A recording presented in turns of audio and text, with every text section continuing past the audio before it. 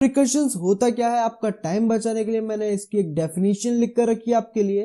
Recursion is a term in which function is called in the same function.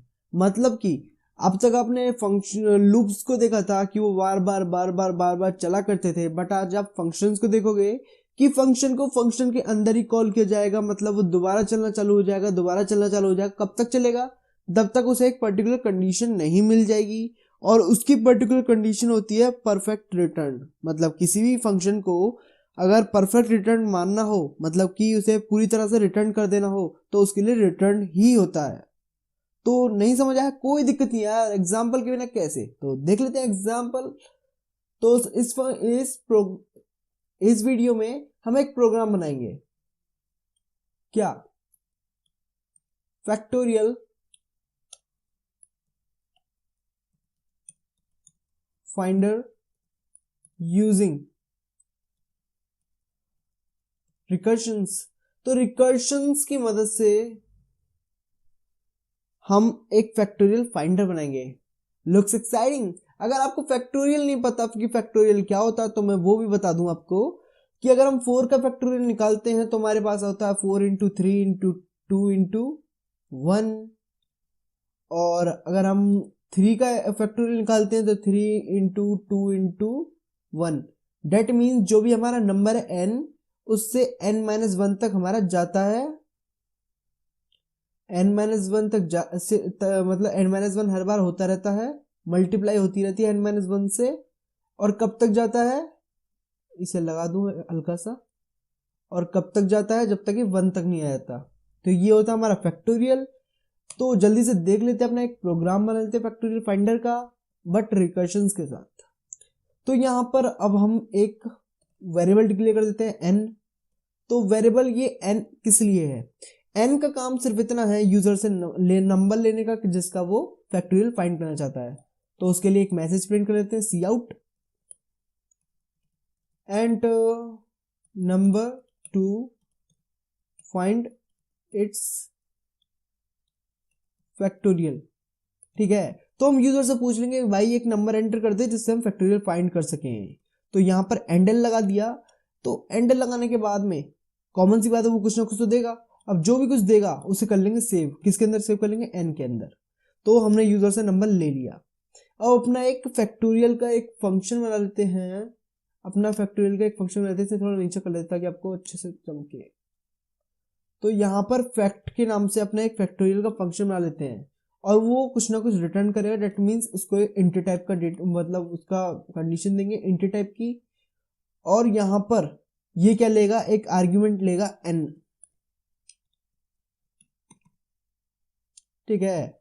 तो यहाँ पर होगा क्या? अब सबसे पहले अगर एक कंडीशन मैंने आपको बताई कि 1 तक जाएगा, अगर वो इंसान 0 का ही फैक्टोरियल फाइंड करने के लिए बोल दे तो उसका फैक्टोरियल 1 ही होता है। मतलब 0 का फैक्टोरियल 1 होता है, 1 का फैक्टोरियल 1 ही होता है। तो उसके लिए कंडीशन लगाएंगे, अगर जो वैल्यू हमारे पास आई है, यूजर ने जो वैल्यू प्रोवाइड करी है हमें, अगर वो हमारी कम है किससे? 1 से, या फिर इक्वल भी है 1 के, उस कंडीशन में क्या करेंगे हम? उस कंडीशन में हम रिटर्न कर देंगे। क्या रिटर्न कर देंगे? 1। मतलब 0 तब भी 1 दे देंगे, और 1 है तब तो 1 देना ही देना है। ठीक है। अगर ऐसा ना हो, डेट मीन्स एल्स। हम एल्स ना लिख के डायरेक्ट भी ऐसे लिख सकते हैं, क्योंकि हमने आपको बताया था कि रिटर्न मिल जाता है तो वापस चले जाता है। तो जब इस ब्लॉक में जाएगा नहीं तो रिटर्न इसे मिलेगा नहीं। ठीक है। तो यहाँ पर ब्लॉक में आ जाएगा वो।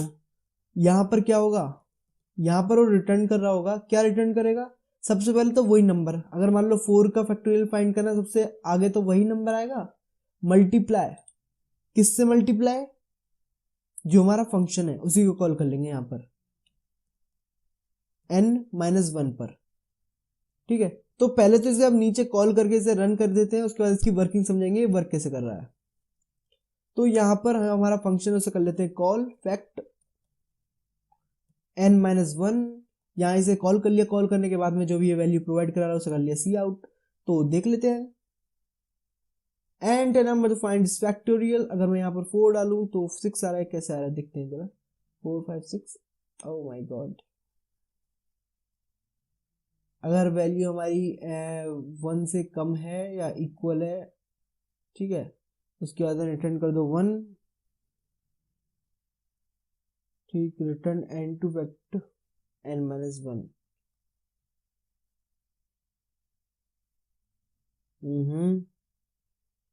यही हमने वैल्यू प्रोवाइड एक कम करी है,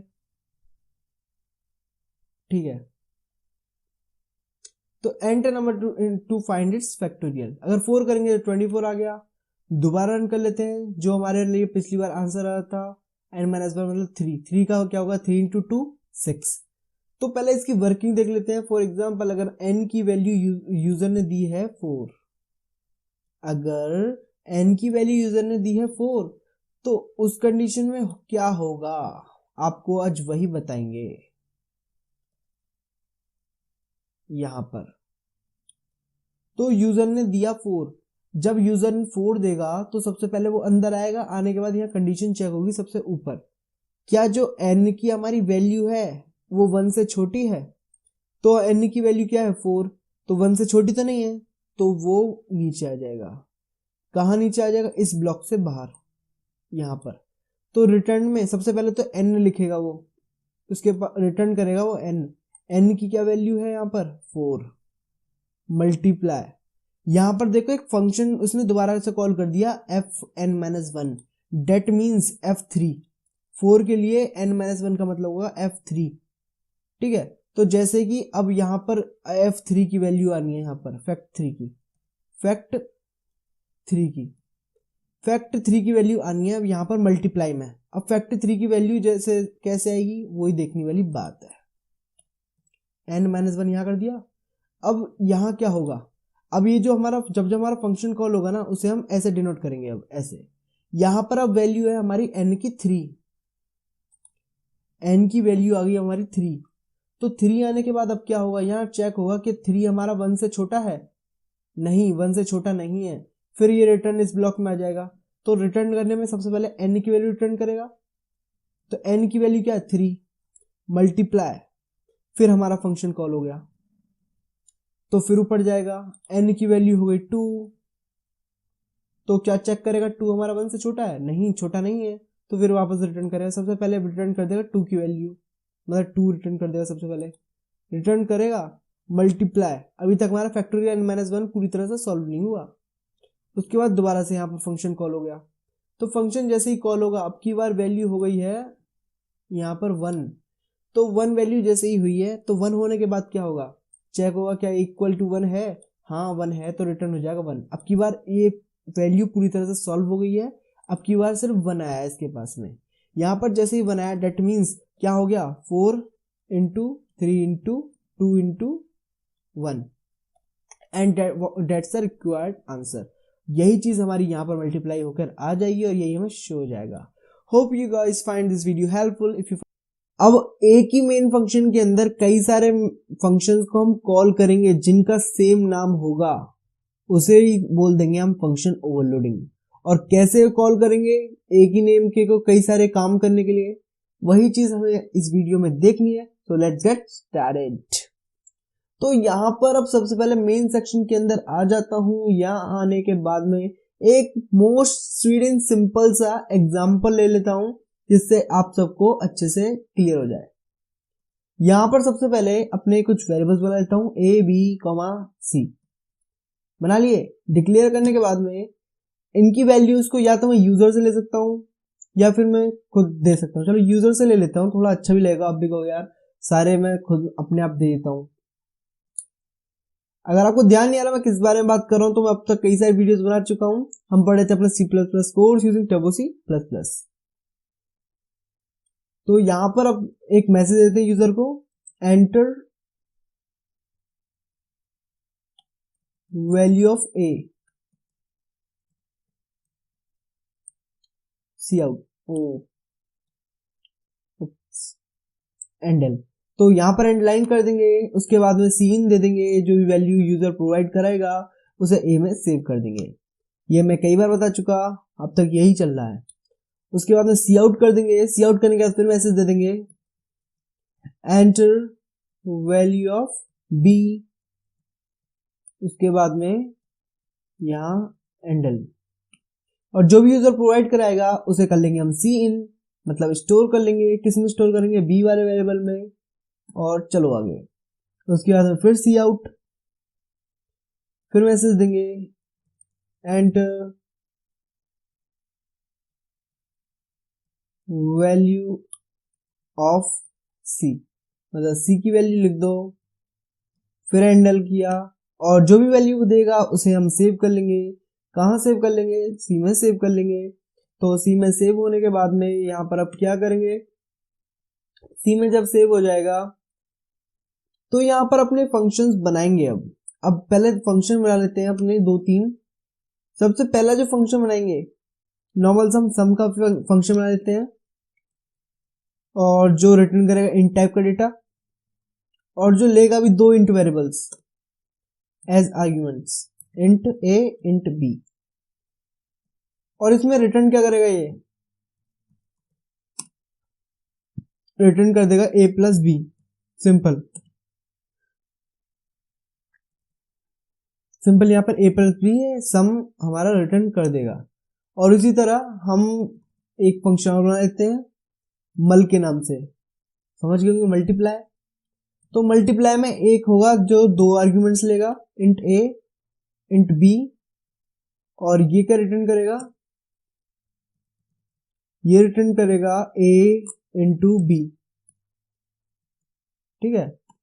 उसके अलावा एक और बना देते हैं मल के नाम से। यहां आता है हमारा फंक्शन ओवरलोडिंग की बारी। देखो हमने मल के नाम से दो अपने बना लिए, और इन दोनों को यूज करेंगे, int a comma int b comma int c, return a into b into c. मतलब एक में दो नंबर्स की मल्टीप्लाई होनी है, एक में 3 नंबर की मल्टीप्लाई होनी है, लेकिन फंक्शन का नाम वही रहेगा MUL। तो देख लेते हैं किस तरह कॉल किया जाएगा। सबसे पहले तो यहाँ लगाते सेमी कॉलन लगाना ना भूलें, बिकॉज हम प्रोग्रामर्स हैं, और प्रोग्रामर्स की जिंदगी में सेमी कॉलन का कितना बड़ा महत्व होता है वो C++ पढ़ रहे हैं और जावा पढ़ने का मालूम पड़ जाता है, ठीक। तो यहाँ पर अब हमारे पास A, B और C तीनों की वैल्यू है मेन के अंदर। अब इन्हें यूज करने की बारी। यूज कैसे करेंगे? अपना सम फंक्शन कॉल कर लेंगे, उसमें a, b पास करा देंगे। उसके अलावा अपना मल फंक्शन कॉल करेंगे, मल फंक्शन के अंदर अपने a और b को पास करा देंगे कि 2 आर्ग्यूमेंट चाहिए एक में। उसके अलावा एक बार और मल फंक्शन कॉल करेंगे a, b, c, क्योंकि एक मल्टीप्लाई वाले फंक्शन में 2 आर्ग्यूमेंट चाहिए, तो हमने 2 आर्ग्यूमेंट्स पास कर दिए। तो कंपाइलर हमारा यहाँ जाएगा, कंपाइलर बोलो, हाँ, तो यहाँ जाएगा। तो यहाँ जाने के बाद में वो क्या करेगा, कंपाइलर हमारा सीधे यहाँ जाएगा, इसे देखेगा कि हाँ दो मल के नाम से दो हैं। तो अब ये किस बेसिस पे सर्च करेगा? अब ये देख रहा है आर्ग्यूमेंट्स किसमें कितने चाहिए। यहाँ 2 आर्ग्यूमेंट्स चाहिए या 3 आर्ग्यूमेंट्स चाहिए, ठीक। तो ये मैच करेगा, एक में 2 आर्ग्यूमेंट दे रखे होंगे और एक में 3 आर्ग्यूमेंट दे रखे होंगे, ठीक। तो ये समझ जाएगा कि भाई ये वाला तो होगा इसका और ये वाला होगा इसका। तो बस यही फंडा होता है जिसको हम बोलते हैं फंक्शन ओवरलोडिंग। अब इसे रन करके देख लेते हैं। ये रहा 2, 3 एंड 4। तो पता चला क्यों आउटपुट नहीं आया, बताता हूँ क्यों नहीं आया। हमने यहाँ पर तीनों को कॉल किया है बट तीनों की वैल्यूज को प्रिंट नहीं किया अभी, तो प्रिंट भी कर लेते हैं। सी आउट एंडल, सी आउट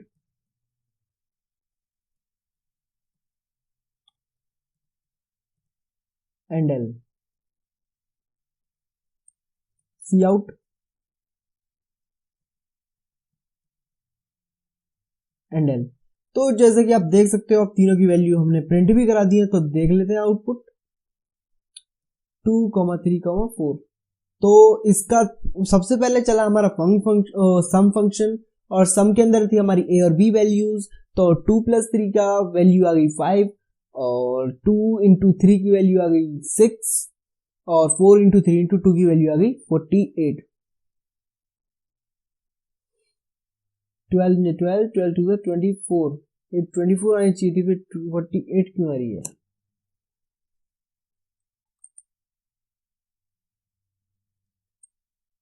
ओ ये रहा, C × B × C,